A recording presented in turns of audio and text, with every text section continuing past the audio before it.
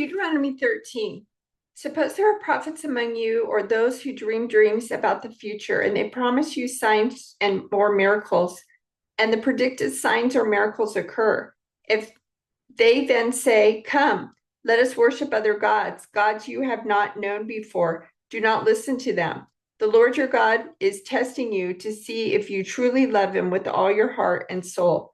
Serve only the Lord your God and fear him alone. Obey his commands, listen to his voice, and cling to him. The false prophets or visionaries who try to lead you astray must be put to death, for they encourage rebellion against the Lord your God, who redeemed you from slavery and brought you out of the land of Egypt. Since they try to lead you astray from the way the Lord your God commanded you to live, you must put them to death. In this way, you will purge the evil from among you. Suppose someone secretly entices you, even your brother, your son or daughter, your beloved wife, or your closest friend, and says, "Let us go worship other gods, gods that neither you nor your ancestors have known." They might suggest that you worship the gods of peoples who live nearby or who come from the ends of the earth. But do not give in or listen, have no pity, and do not spare or protect them. You must put them to death. Strike the first blow yourself, and then all the people must join in. Stone the guilty ones to death because they have tried to draw you away from the Lord your God, who rescued you from the land of Egypt, the place of slavery. Then all Israel will hear about it and be afraid, and no one will act so wickedly again. When you begin living in the towns the Lord your God is giving you, you may hear that scoundrels among you are leading their fellow citizens astray by saying, "Let us go worship other gods, gods you have not known before." In such cases, you must examine the facts carefully. If you find that the report is true and such a detestable act has been committed among you, you must attack the town and completely destroy all its inhabitants, as well as all the livestock. Then you must pile all the plunder in the middle of the open square and burn it. Burn the entire town as a burnt offering to the Lord your God. That town must remain a ruin forever. It may never be rebuilt. Keep none of the plunder that has been set apart for destruction. Then the Lord will turn from his fierce anger and be merciful to you. He will have compassion on you and make you a large nation, just as he swore to your ancestors. The Lord your God will be merciful only if you listen to his voice and keep all his commands that I am giving you today, doing what pleases him. Since you are the people of the Lord your God, never cut yourselves or shave the hair above your foreheads in mourning for the dead. You have been set apart as holy to the Lord your God, and he has chosen you from among all the nations of the earth to be his own special treasure. You must not eat any detestable animals that are ceremonially unclean. These are the animals you may eat: the ox, the sheep, the goat, the deer, the gazelle, the roe deer, the wild goat, the addax, the antelope, and the mountain sheep. You may eat any animal that has completely split hooves and chews the cud. But if the animal doesn't have both, it may not be eaten. So you may not eat the camel, the hare, or the hyrax. They chew the cud, but do not have split hooves, so they are ceremonially unclean for you. And you may not eat the pig. It has split hooves, but does not chew the cud, so it is ceremonially unclean for you. You may not eat the meat of these animals or even touch their carcasses. Of all the marine animals, you may eat whatever has both fins and scales. You may not, however, eat marine animals that do not have both fins and scales. They are ceremonially unclean for you. You may eat any bird that is ceremonially clean.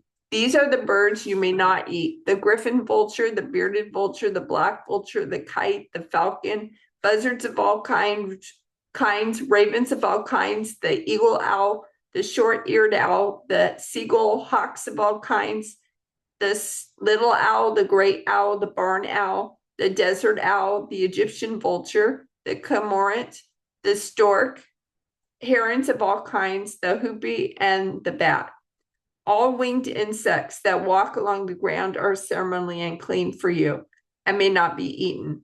But you may eat any winged bird or insect that is ceremonially clean. You must not eat anything that has died a natural death. You may give it to a foreigner living in your town, or you may sell it to a stranger. But do not eat it yourselves, for you are set apart as holy to the Lord your God. You must not cook a young goat in its mother's milk. You must set aside a tithe of your crops, 1/10 of all the crops you harvest each year. Bring this tithe to the designated place of worship, the place the Lord your God chooses for his name to be honored, and eat it there in his presence. This applies to your tithes of grain, new wine, olive oil, and the firstborn males of your flocks and herds. Doing this will teach you always to fear the Lord your God. Now, when the Lord your God blesses you with a good harvest, the place of worship he chooses for his name to be honored might be too far for you to bring the tithe. If so, you may sell the tithe portion of your crops and herds, put the money in a pouch, and go to the place the Lord your God has chosen. When you arrive, you may use the money to buy any kind of food you want: cattle, sheep, goats, wine, or other alcoholic drink. Then feast there in the presence of the Lord your God and celebrate with your household. And do not neglect the Levites in your town, for they will receive no allotment of land among you. At the end of every third year, bring the entire tithe of that year's harvest and store it in the nearby town. Give it to the Levites, who will receive no allotment of land among you, as well as to the foreigners living among you, the orphans and the widows in your town, so they can eat and be satisfied. Then the Lord your God will bless you in all your work. At the end of every 7th year, you must cancel the debts of everyone who owes you money. This is how it must be done. Everyone must cancel the loans they have made to their fellow Israelites. They must not demand payment from their neighbors or relatives, for the Lord's time of release has arrived. This release from debt, however, applies only to your fellow Israelites, not to the foreigners living among you. There should be no poor among you, for the Lord your God will greatly bless you in the land he is giving you as a special possession. You will receive this blessing if you are careful to obey all the commands of the Lord your God that I am giving you today. The Lord your God will bless you as he has promised. You will lend money to many nations, but will never need to borrow. You will rule many nations, but they will not rule over you. But if there are any poor Israelites in your towns, when you arrive in the land the Lord your God is giving you, do not be hard-hearted or tight-fisted toward them. Instead, be generous and lend them whatever they need. Do not be mean-spirited and refuse someone a loan because the year for canceling debts is close at hand. If you refuse to make the loan and the needy person cries out to the Lord, you will be considered guilty of sin. Give generously to the poor, not grudgingly, for the Lord your God will bless you in everything you do. There will always be some in the land who are poor. That is why I'm commanding you to share freely with the poor and with other Israelites in need. If a fellow Hebrew sells himself or herself to be your servant and serves you for 6 years, in the 7th year you must set that servant free. When you release a male servant, do not send him away empty-handed. Give him a generous farewell gift from your flock, your threshing floor, and your winepress. Share with them some of the bounty with which the Lord your God has blessed you. Remember that you were once slaves in the land of Egypt, and the Lord your God redeemed you. That is why I'm giving you this command. But suppose your servant says, I will not leave you, because he loves you and your family, and he has done well with you. In that case, take an awl and push it through his earlobe into the door. After that, he will be your servant for life, and do the same for your female servants. You must not consider it a hardship. When you release your servants, remember that for 6 years they have given you service worth double the wages of hired workers, and the Lord your God will bless you in all you do. You must set aside for the Lord your God all the firstborn males from your flocks and herds. Do not use the firstborn of your herds to work your fields, and do not shear the firstborn of your flocks. Instead, you and your family must eat these animals in the presence of the Lord your God each year at the place he chooses. But if this firstborn animal has any defect, such as lameness or blindness, or if anything else is wrong with it, you must not sacrifice it to the Lord your God. Instead, use it for food for your family in your hometown.